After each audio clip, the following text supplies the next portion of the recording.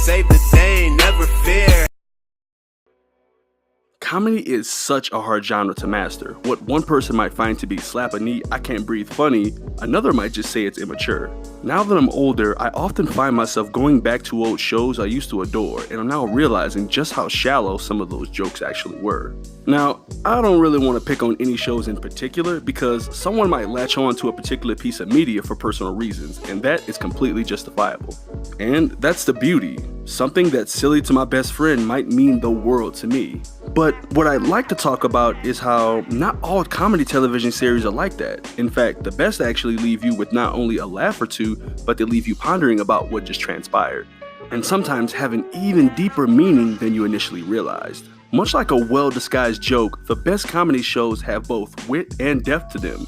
There are some jokes that just don't really age well, and that could be due to a multitude of things. Could be the maturity of it, or it could be social or cultural acceptability.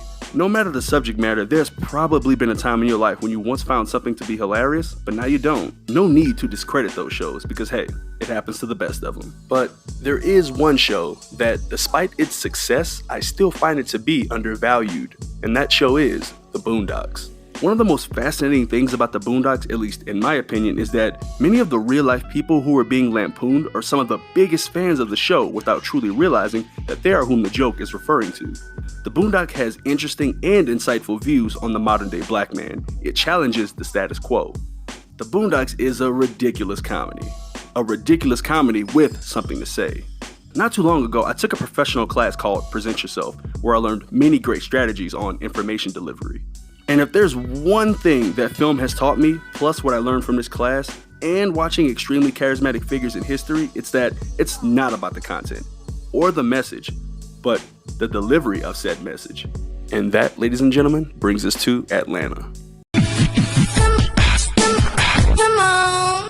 Atlanta, much like the Boondocks, is a brutal yet very honest portrayal of things, but its delivery is godlike. Nothing ever comes off as preachy or corny, really. And if it does, it's then used as a stepping stone for a joke. Atlanta is pretty damn funny, man. But for how funny the show is, it's also very well respected critically because of its characterization. I think my personal favorite thing about the show is its subtlety in its writing, which goes hand in hand with delivery. The writing in this show is exceptional. Much like the Boondocks, everyone laughs at a particular joke or event, but some seem to miss out on the good food for thought that's being presented. Like basically any episode of Mad Men where Don Draper is the focal point. The dude be wildin'. Many people love and even want to be like Don, when in reality, they really shouldn't. You should be better.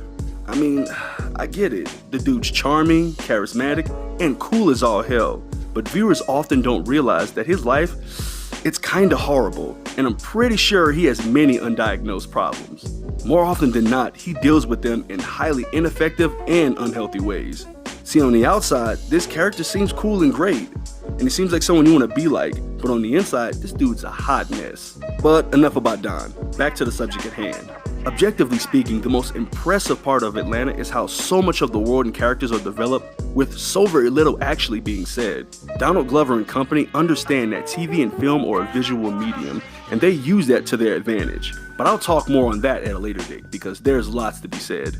Now, earlier I mentioned how The Boondocks is a comedy with a lot to say. Atlanta is very much so the same. And well, a prime example of this comes from one of my personal favorite scenes in season 1, which I simply call the jailhouse scene, in which Earn, played by Donald Glover, finds himself temporarily in jail due to being involved in a shooting incident from the previous episode. While in jail, he sits between a young man awkwardly flirting with his ex. As the conversation between the two grows more and more personal, Earn opts that he move to a different location so the guy and his ex can continue their flirtatious conversation without someone quite literally being in the middle. The guy turns down Earn's offer and insists that he just wants to chat it up with his lady. It is once that another inmate points out that his ex is not a she, but biologically born a he, that this scene takes a turn for the absolute worst. Other inmates begin to berate the poor guy, and suddenly he has labels being thrown at him, which seem to both scare and anger him. Earn tries to de-escalate the situation by informing him that sexuality as a whole is a spectrum, and honestly, you can do whatever you really want. There's no right or wrong here. But unfortunately, Earn's comforting words are all but drowned out by the harsh criticisms of the neighboring inmates. which ultimately ends up in the young man in a fit of rage seemingly rejecting his own sexuality and potentially burying something that's important deep inside. This scene brings up so many questions and topics for discussion, like, is he gay? Is he not gay but feels upset for feeling tricked? Or did he always know that his partner was possibly trans or non-gender conforming, and did he just not care? We don't get any more information on this scene other than what's being presented. The team behind this show leaves it all up to the viewer to interpret. I think it's a genius scene that ultimately played no real role in the overall plot of the episode, but it does add nuance and believability in the world of Atlanta. Also, the homie hero Mirai deserves to be applauded for his standout directing with this series. I highlighted him because he seems to have directed a huge bulk of this series and was a huge part of why season 1 was such a critical success, and I know for a fact that I'll be watching more of his work in the future because he helped give us scenes like this. This jailhouse scene is one of my absolute favorite scenes in television. Donald Glover's character Ernst serves as the voice of reason in a smart scene involving social commentary surrounding a gay black man. Nearly everyone in the room who laughs, harshly judges, and makes fun of the man who clearly feels pressured represents an ugly side of society. This scene is equal parts funny and depressing. There are so many layers to this thing, I could go all day. Even if in the end, this scene doesn't quite resonate with you, hopefully you can at least appreciate the bomb-ass acting put on by Luke Forbes. Conversations like these can be a bit uncomfortable, but comedy helps make topics like these a bit more digestible. That's the beauty of comedy. Hell, even comedian Dave Chappelle, who has practically gotten away with murder with his last couple stand-ups due to how he expertly approaches conversations through comedy. Atlanta is a savagely intellectual series run by a group of people with something worthwhile to say.